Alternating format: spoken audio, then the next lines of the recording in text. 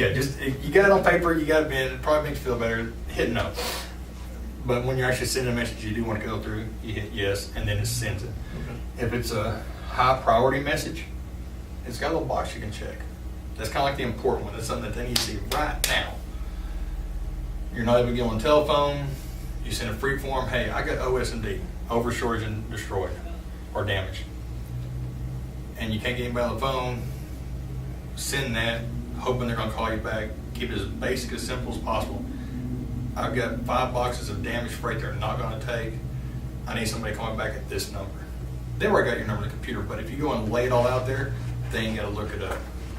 I think get to you as quick as possible, because our night dispatcher, weekend dispatcher, usually only got 1, maybe 2 people here. So they can get overwhelmed.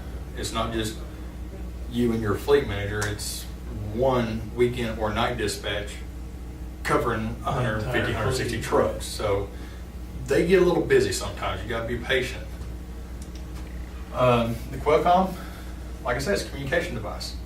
It helps you communicate with the fleet manager, so the fleet manager can get with customer service, so the customer service can take care of our customers. Same time, you got the customer's telephone number. Make phone contact with that. Our customers can track, a lot of our customers can track where you're at if you're running on time. That's all it is, just a big old communication device. Communication keeps everybody happy. This is the list of the macros. Somebody else will actually go over these more for you. The begin trip, we also have a 00, which is a free form, or you got a free form type. Begin trip starts every one of your loads. As soon as you get your load, begin your trip. Even if you're just started your 10-hour break, you're not doing anything. You're just saying, hey, I acknowledge it, I see it, I'm going to take care of it. So it's like accepting. It's accepting the load. Yeah. But send the begin trip in, that way you can track your empty miles and everything. Of course, then you'll send in arrive shipper, depart shipper. The extra stops you don't always use, because a lot of ours are pick up 1, drop 1. Okay. But we do have some multi-stop drops or multi-stop pickups. That's where you use the extra stops. Of course, the arrival and empty up final. Running late, not a good one. But if you are running late, as soon as you know it, send it. I'm going to go over just the basic ones you really got to do. The drop trailer, every time you drop a trailer, send that in, because otherwise it's going to look like you're still hooked to it. And because you pick up another one, the computer's not going to know any different. They're going to think you're hauling 2. So always show drop trailer. The other big one, pickup trailer. Now in the Qualcomm, it doesn't say pickup trailer, it just says TRL and the number sign. But you need to know trailer 30 is to pick up a trailer. So every time you hook up to 1 or drop 1, a 10 or a 30. Like I said, DVR, macro 50. And the other one I'd like you to send a lot is your macro 24, your check call. They like you to send it in the morning. Now, when I first started here, they said send at the beginning of your day. I like to start my day at 4 a.m.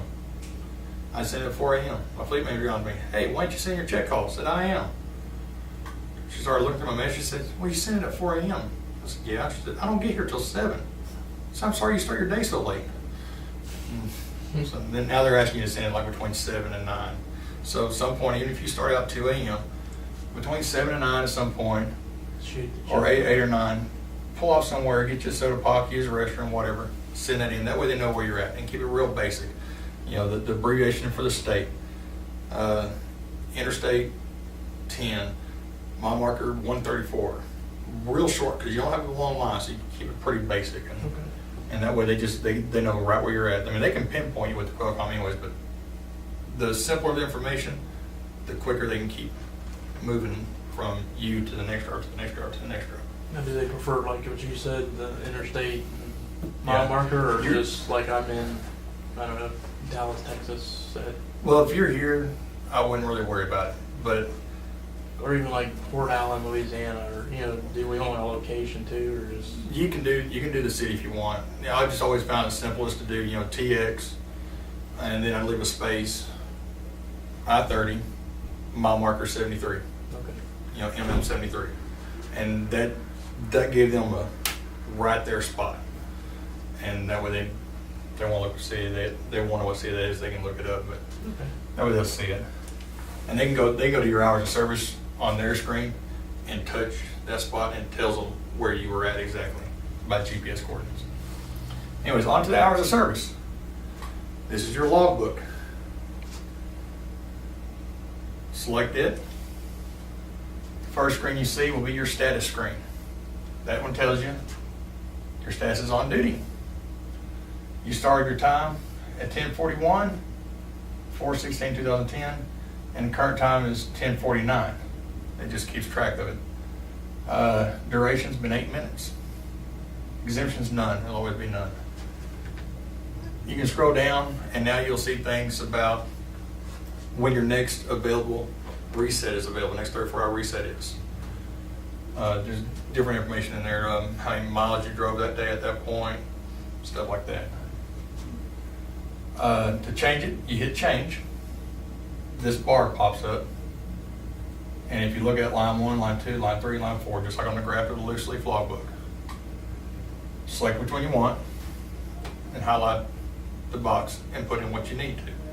You know, generally your messages are going to be loading, unloading, fueling, pre-trip inspection or PTI, keep it simple. And then you hit OK, and it will change your duty status for you. On your summary, I like using this screen here. It does look a little different than it does here at this point because there's also a fourth line up here for your 8-hour break, your 8-hour clock. Okay. This is your DOT clock telling you the least amount of time you got available to drive. That number will be the same as the smallest number of these 4. So you may have a full 8 hours. You may have 10 hours left of 11.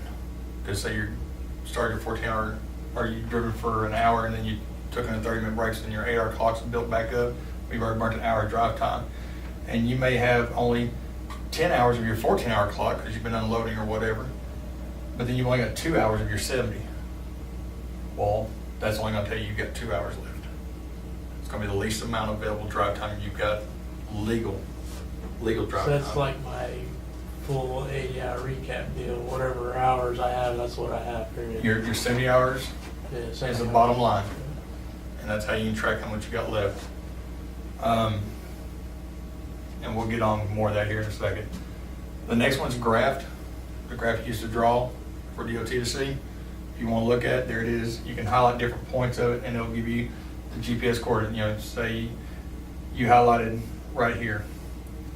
It says you're on duty at 10:41. Actually, I guess that'd been that spot of it. A total of 18 minutes. And your location was 8 miles south-southeast of Solana Beach, California. It gives you, GPS coordinates are right where you were at. You know, really close. Your day log, you can go back and look at your day log. Review what you've been doing when you were driving, when you're on duty, when you were taking a break, when you're in the sleep room. You can go through and you can review it all. In your 8-day, this is where you can go back and you start reviewing your recap. The hours you're about to gain back at midnight will be at the very bottom. So they fall from the They bottom. fall from the bottom, stack up from the top. And that way you can keep track. You can actually see your miles, how much you drove, and how much total on-duty time. This last line here is the one you're getting back, because that's your on-duty time plus your drive time total. Okay. So that's what you'll be getting back at midnight. So you wouldn't add the two together, right? No, Okay. no, you'll take this line here and say, go to your summary, and you'll look, see how much you got available on your 70. Then you go to your 8-day, and you look at what's falling off the bottom, and that's how much you're going to have at midnight. Okay. All right. If you get pulled over by DOT and they want to see your logbooks, because someone likes to see paper copies still, can't blame them. That's what they're used to. Some are getting where they can look through the computer, and they're welcome to do that as well. But they want paper copies to look at. A lot of these DOT officers do have fax machines in their vehicles. You need to get the officer's name, his badge number, just the basic information, fax number and all that stuff. Call into the fleet manager too, because usually they can get it to you quicker than the Qualcomm can. But from the 8-day, you select the one you want, you hit fax, put in the officer's fax number, name, badge number, and hit request, and it sends it to San Diego, California, completely electronic, and they send it back to you. if the Qualcomm signal's getting stopped up because there's so much going in, that's where I say the fleet managers are usually quicker. Okay. So, but make the DOT officer happy. He says, no, I want you to do it this way, then do it that way. Y'all might sit around for a half hour or so. Not that big a deal. As long as you keep him happy, then you're less likely to get a ticket, hopefully. Every day, you need to go to your approve screen and review what you did for the past 24 hours. This is also where you can edit your logs. So you left stuff on duty, but you didn't mean to. Those should have been off duty. From the approve screen, you highlight it, you hit edit. This box here will pop up. You hit the little arrow, all 4 duty stats will come down. The only duty stats you cannot change is your drive time. You can change your sleeper, you can change your off duty, and you can change your on duty. Keep in mind, all the edits stay in the system, so you won't see it in here once you changed it, but they'll see it on the computer. The DOT can see an edit as well when they do an audit. Unless you do, the better off you are. Correct. Just run it how you're running it. Keep it changed, but occasionally something's going to happen, you're going to forget. I forgot last night I had to come back and edit my logs for overnight while I was sleeping. I wasn't on duty while I was sleeping. Down here, you've got to put a note in, otherwise it will not accept it. That OK box will not pop up until you put a note in here. Simply put, say you ran to the truck stop, you left stuff on duty for a couple hours, you come back out, you edit it. First of all, you got to change stuff out of the on duty status, turn stuff to off duty or sleeper berth. Then come to the approve screen, edit, change that to whatever duty station you need, off duty or sleeper berth. I guess it'd be off duty since you're in the truck stop.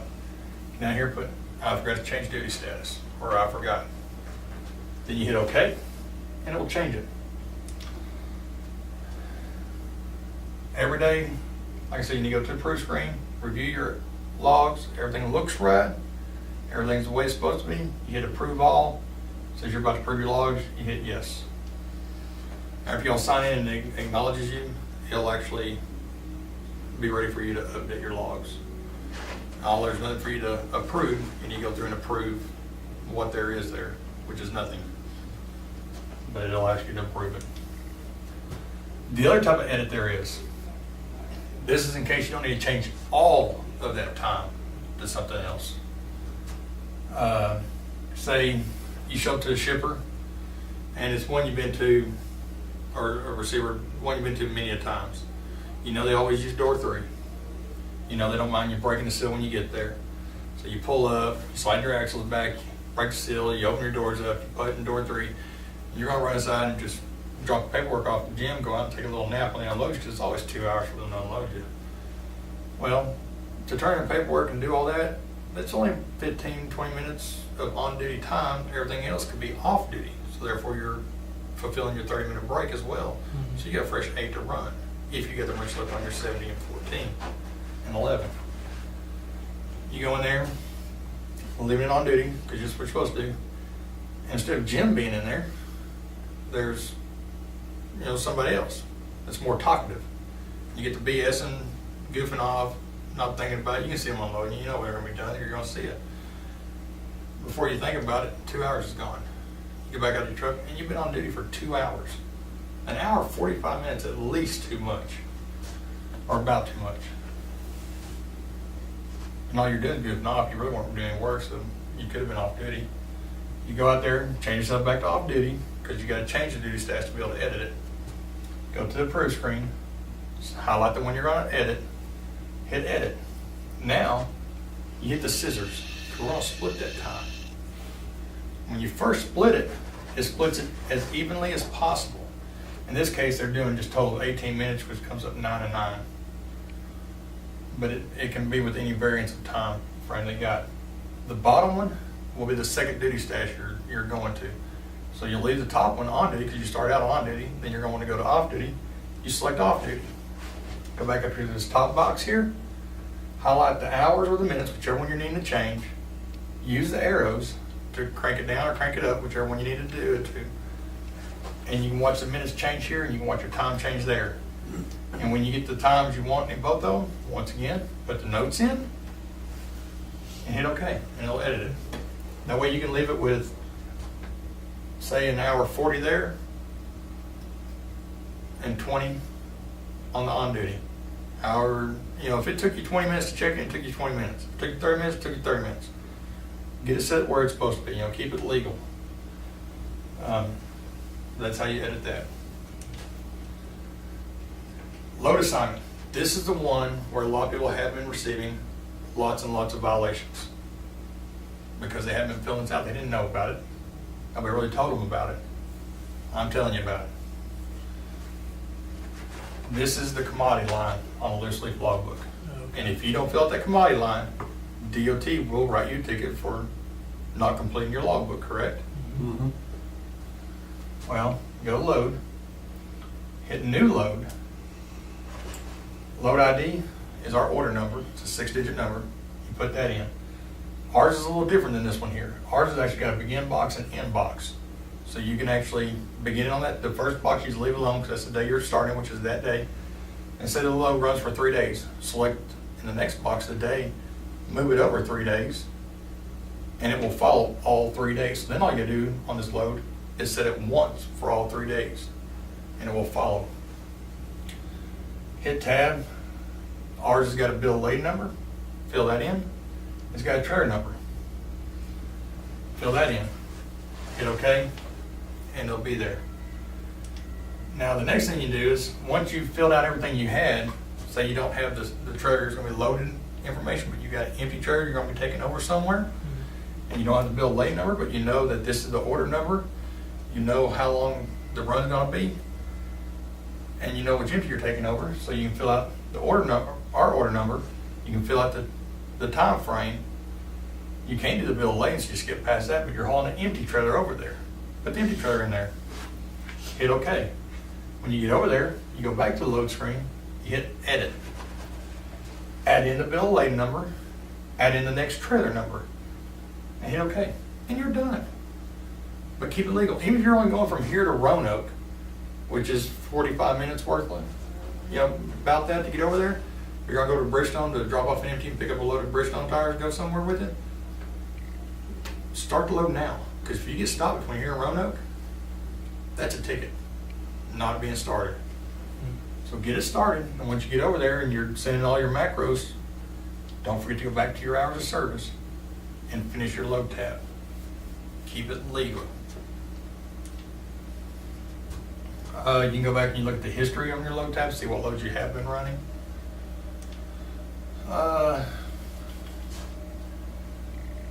The main office of Qualcomm is actually is off Morehouse Drive in San Diego, California.